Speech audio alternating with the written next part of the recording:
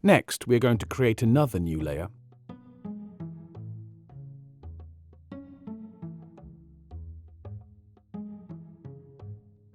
That will be called Road.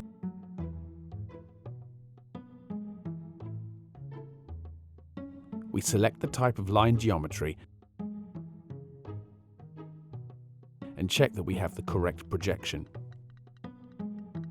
The field type will be a text data type with a length of 15.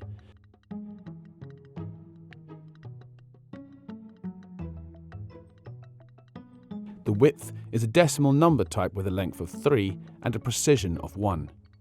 The precision defines how many digits there are after the decimal point. Finally, the material will be a text data type with the length of 10 characters.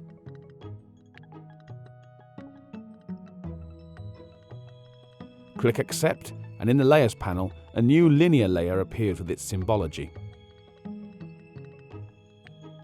We check that the attribute table does not contain any data.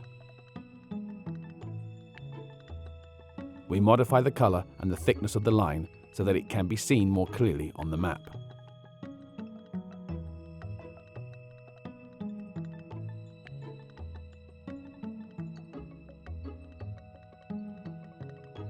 As in the previous case, we select the layer that we want to edit, Road, and activate the editing tool.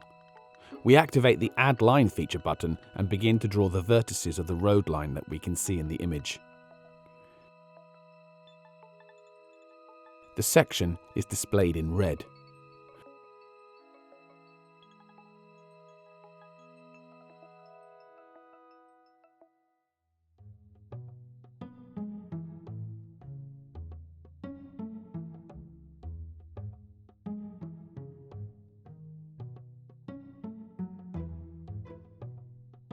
When we have the path drawn, with a right click, we finish the spatial edit and the form of the attribute opens.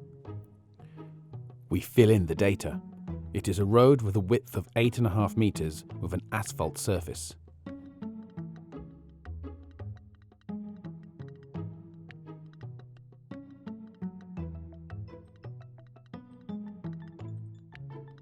Click Accept, and we can see the new line with its assigned symbology on the map.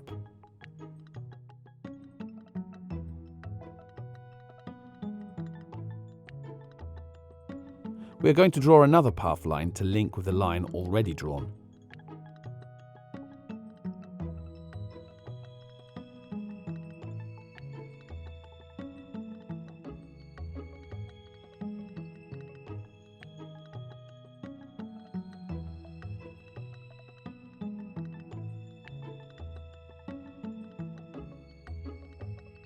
To keep the same drawing scale, we can define it in the lower bar,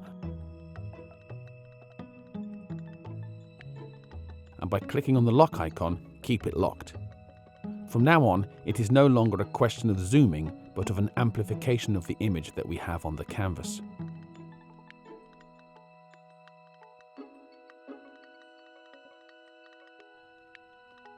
We fill the attributes of the 7.5 meter wide road with asphalt surface.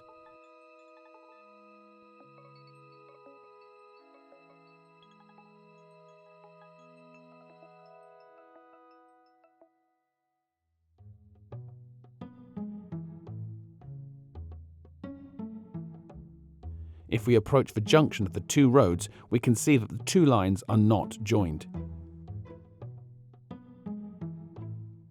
In the event that we wanted to carry out any network analysis, these two roads would not be connected. It is essential to always make sure that the lines are correctly connected, be they roads, rivers, or any other element of lines that in the real world form a network. We can move the vertex of the line closer to the other line, but we will never get the exact connection. For this task, we will need the snapping tool that, at a certain distance defined by the user, hooks the vertex to the desired line or polygon. We enter the project menu and select Snapping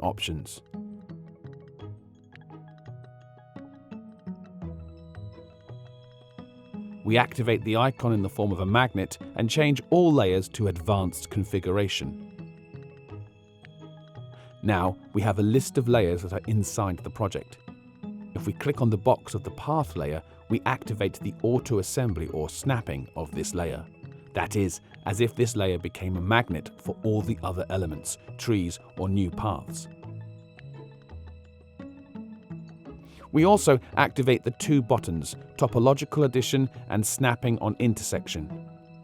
What we can also modify is the tolerance, that is, at what distance the force of the magnet activates. We change the 12 pixels to 10 meters.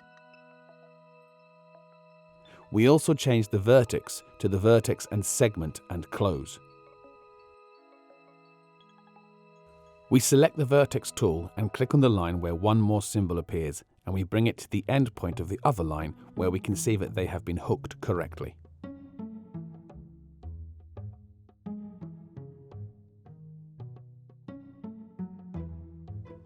We move on the map and we are going to create another line.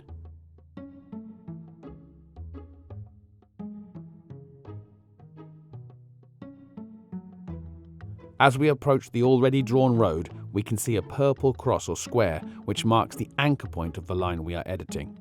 We draw the last point of the line and confirm with a right click.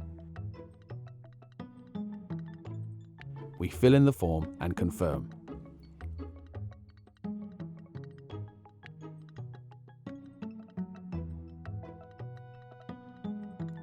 We check that all lines are joined.